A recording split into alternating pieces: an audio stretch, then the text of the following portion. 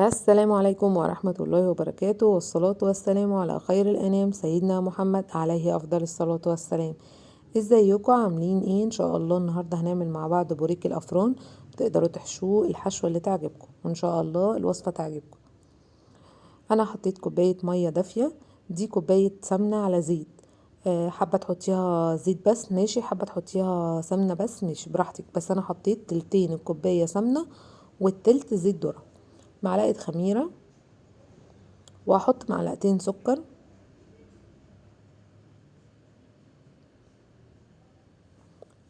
وهحط كمان معلقتين صلصة.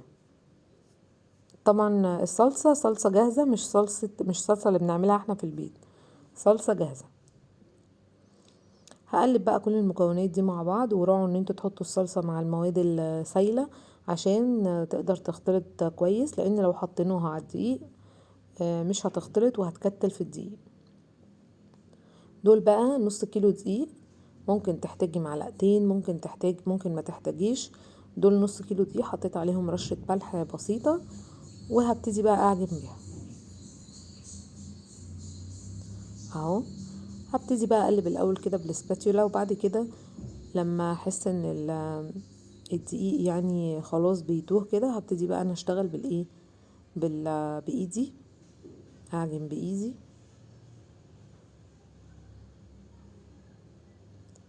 اهو. اعجن بقى كويس لحد ما العجينة تكون عجينة ناعمة اهو. لو تلاحظوا انا بلم الدقيق كله من الجناب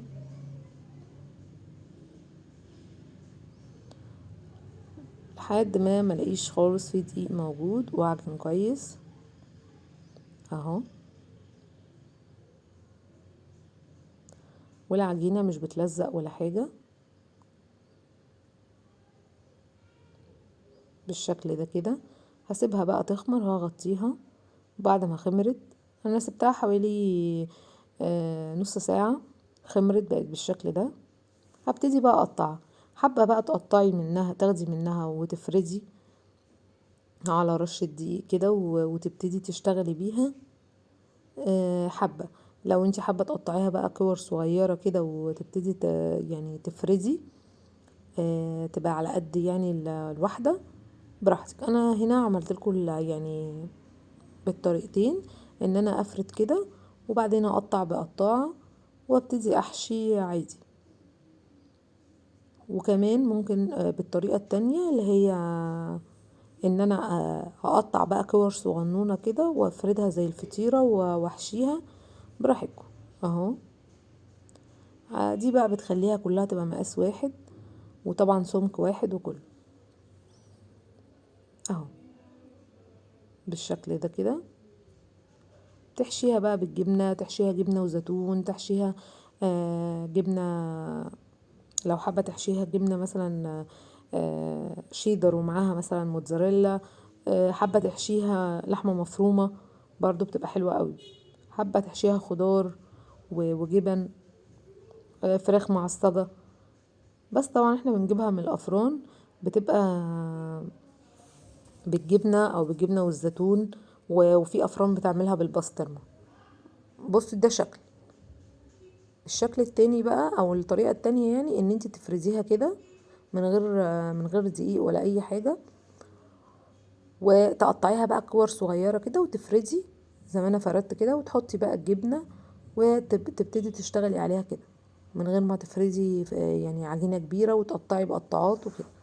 دي معاكي ودي معاكي، يعني الطريقتين معاكي. انا هنا عملتها بالجبنة، انا مش بحط جبنة كتير عشان الجبنة اللي انا بعملها بيها دي جبنة اسطنبولي فبتبقى حادقة شوية.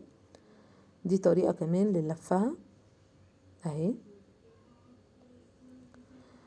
او تحطي معاها زيتون، او لو بجبنه القريش هتبقى حلوه جدا مع الزيتون. لو جبنه قريش وزيتون هتبقى طعمها حلو جدا. انا بحط في الصينيه من غير ما ادهن الصينيه اي حاجه.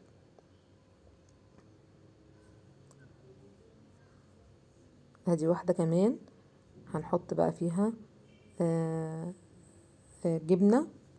وزي ما قلت لكم يعني كل واحد يحط حشوه، يعني هي في الافران بتتعمل بجبن، بزيتون، جبنة وزيتون، في بسطرمة. ممكن احنا بقى نغير لو عايزين بقى نعملها للولاد بحاجات تانية، يعني بلحمة مفرومة معصجة، فراخ معصجة ومعاها جبنة موتزاريلا، هتعجبهم وهياكلوها. وبنفس يعني في نفس الوقت احنا بنغير لهم في فطارهم، عشان بس ما يبقوش يعني ملين من الفينو واللانشون والجبنة والبيض المسلوق. لا، هتغيره كتير. ادي زيتون، انا حطيت معاها زيتون اهو، وهبتدي بقى الف كده، تلفي كده رول، وبعد كده تبتدي تقفلي وتقلبيها كده. معاكم طريقتين اهو عشان تشتغلوا بيهم. ادي برضو اهي. بس طبعا انت لما بتلفي الاول رول وبعد كده تقفلي، بتقفل على الحشو جوه كويس جدا.